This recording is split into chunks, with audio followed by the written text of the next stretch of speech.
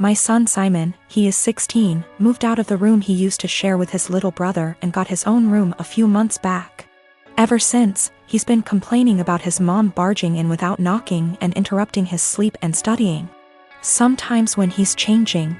I know that she's his mother, but he says he's got his own room and has a job and is learning to become an independent adult, but doesn't feel like his privacy is being respected even when that's his mom. He says he's not a kid anymore and is entitled to at least get a knock on the door before she comes in. He was getting tired of her not listening to him, so he came to me and said, "Dad, you need to help me set some clear boundaries with Mom." So I spoke to her about her need to knock before entering Simon's room. She was like, "What? And no, we're family, not strangers. Do you really expect me to foolishly knock on the door 5 times a day? That's ridiculous. Also, the knocks doors in their own home?" I told her my family, for instance. She made a face, then went on a rant about how my family hate each other's and the way they treat each other's like they were strangers is shameful. I told her family or strangers, it's about respecting one's privacy. We had an argument about it and I told her if she wasn't going to stop with the barging and refuse to knock on the door before entering, then our son will get a lock. She did it again at 11 p.m. She barged in when our son was asleep. He jumped up because he got scared. Once he told me this, I told him to go ahead and get a lock and pay for it with his own money. There was literally no other way. My wife saw it and got upset, and my brother was visiting when she was raising her voice at me if I really went ahead and got a lock for Simon despite her disapproval, and said that I caught her off guard and it's not okay. Because this teaches our children that they can manipulate one parent into doing what they want.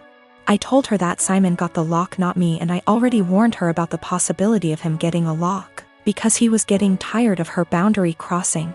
So she should have expected this outcome. She mentioned the same above points in her defense and said locks mean secrets, and that's not good. My brother was sitting watching while she was complaining. She began chewing him out when he asked her to let Simon keep the lock and said it wasn't a big deal. She stopped talking to me and Simon till we removed the lock, but I've no intentions on doing that. My ex and I divorced 3 years ago.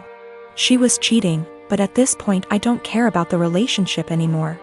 The pending lawsuit has nothing to do with her or him, but rather their actions. My ex and I have a son 13M that we split time with 50//50. He's a great kid that interests have changed a lot tbh, as I imagine more kids / teenagers tend to do through the years. One thing my son was heavily into at some point was Legos. He used to play with them all the time, and personally I think they're a great toy for different reasons. I used to love playing them with him, and to this day I still collect boxes that I leave unopened as a collection. Well, when my ex and I divorced, she got with someone who loved Legos more, I guess. From what I know, he loves making creations and building the sets in. I don't care. Seems cool. He does one thing I think is very, very weird. He uses crazy glue so the sets can't break or pieces can't be lost. It seems so weird to me. The issue is, I was out of town for all of 3 days last week for medical reasons, and my son wanted to get his PS4 so he could play it at his mom's. This isn't out of the ordinary at all, and he has a key, so he let me know he would be stopping over for it. I told him to have fun when I saw him on the entry camera. My wife's husband was with him, which was a no-no.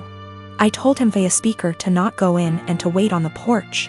He flinched but walked in anyway. I sent my ex a text telling her to call him and tell him he's 1 minute away from a cop call.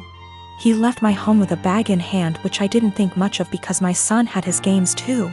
Well, my son texted me later that evening and said he didn't know it at the time, but he's pretty sure SD took some of my sets. These are all old sets and 2 are worth big money. When I got home I confirmed the missing sets and called my ex. She had no idea, but he admired he took them, but it was so son could have the sets to complete his collection. My son doesn't even like Legos anymore and told his mom he wouldn't steal from me. My wife asked how much it would cost to replace them, and unfortunately it's more than their savings. Actually, it would take their house down payment plus more. I told them if they didn't pay in 2 weeks I was suing and pressing charges. The price in the sets makes it a felony. My ex and her husband are saving for a house which would give my son more space when he's there. But those sets were going to help pay for his education someday or a home of his own. I filed the police report and have talked to a lawyer, and we're moving forward with the suit. Everyone is calling me a joke because they are just toys, but I don't get it. They are worth real money. I'm not rich, guys. I needed those to help with my son's future, but again, taking this money does deny my son things at his mom's house. The last year and a half has been hard for me, to say the least. Last March, my brilliant and hilarious and beautiful girlfriend Natalie suddenly passed away. Everyone always gave shit about us because of politics. We met in college when we were poli-sci majors. She is very liberal, think AOC, and I'm pretty conservative. We actually met because we were serving as treasurers for our school's college Democrats and Young Republicans clubs, respectively. And our groups would get together for drinks or bowling or laser tag once a month. Well, Natalie and I bonded over a lot of shared interests, and we hit it off. Even if we didn't see eye to eye on many issues, debating her was stimulating and formed the cornerstone of our relationship. We've had debates that went on until dawn. We just bounced off each other. She liked to joke that we were drift compatible. I wanted to marry this woman, but she passed away before we got a chance to talk about marriage.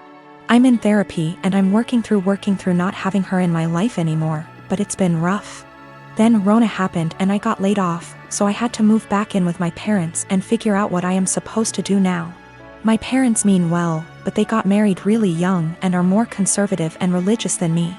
They've been trying to set me up on dates with single girls from their church since I moved back home. But I don't want to date these girls. No offense to them, but it's a small town in the American breadbasket.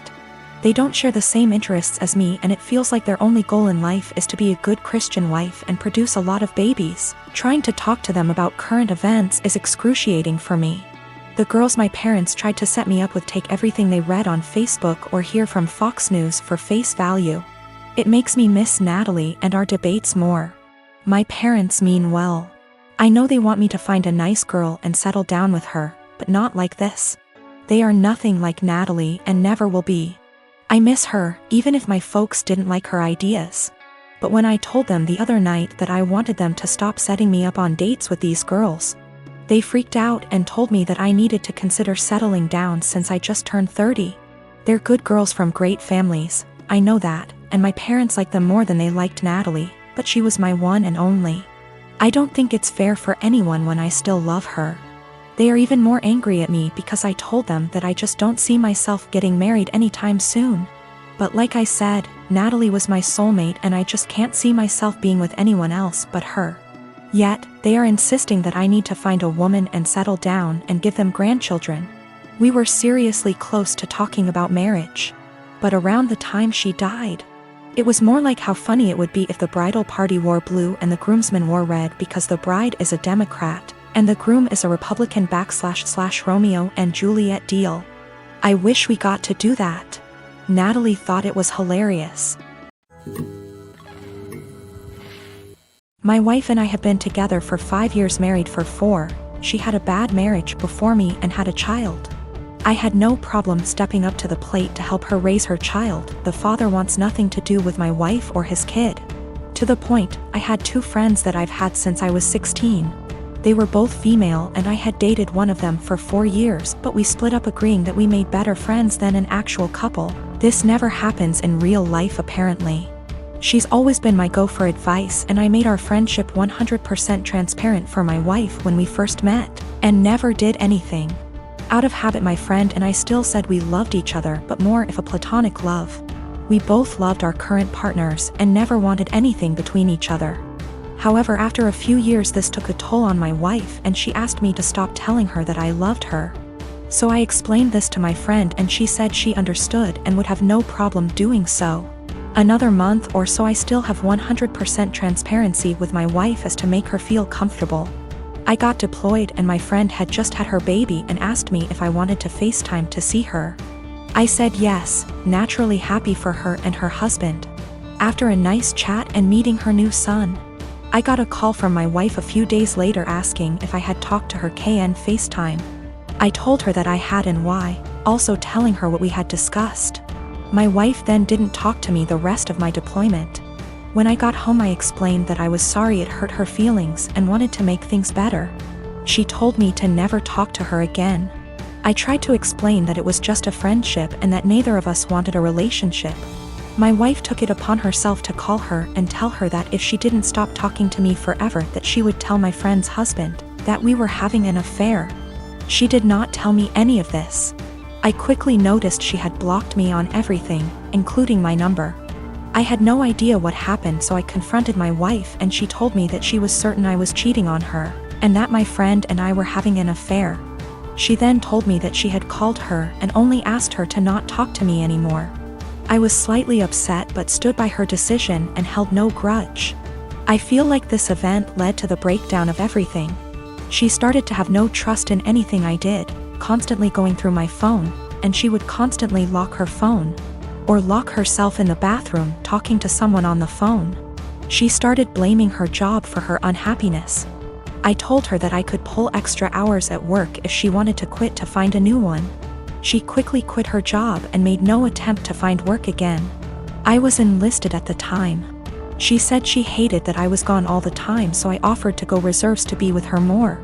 She said that would fix it. So I got a civilian job that paid decent, but we had to move. The job is stressful and I'm not very fond of being a civilian. She has now come to the conclusion that I need to get out of the military and quit my civilian job, and we to move again, and that's the only way she'll be happy. I feel like I've given up everything for her to be happy. I'm trying to show her the logic that there is no way for us to survive if neither of us works. I love my wife and don't want a divorce, but I feel like she will never be happy and I'm not sure how to fix it. She blames everything on me and says that I'd be happier with someone else, or says she's leaving again. I'm currently deployed again, and the last week I was home she wouldn't talk to me or spend time with me and our daughter. She would lock herself in the bedroom all day. Then at night she would call me names and say I don't care about her and I never spend time with her.